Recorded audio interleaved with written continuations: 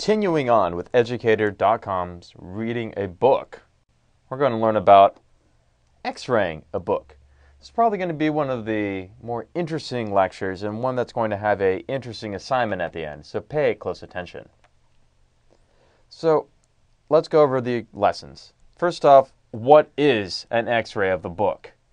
I bet if you think really hard, you can probably guess where I'm going to go with that.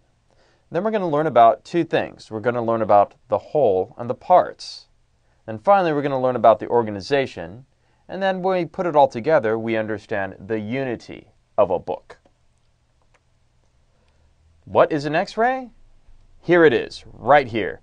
This is a skeleton of a written essay, a 5-paragraph essay that you are already familiar with.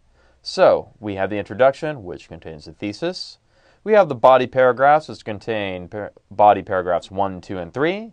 And finally, we have the conclusion, where you're sure that you're going to restate the thesis.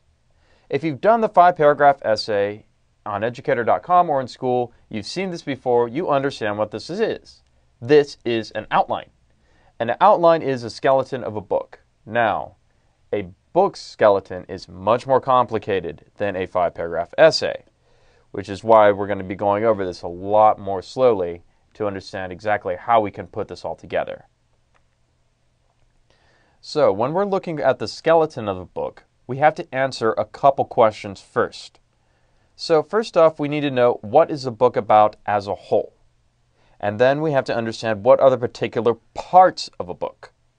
And then we have to understand how are these parts organized into the whole. When we do that X-ray, we understand the unity of the book. I mean, if I could give you a crude illustration, it'd be something like this. Here's the whole, and then we're going to divide that into parts, and then we're going to discover how each of these parts relate to each other, and how they're organized, and why they're presented in such a way.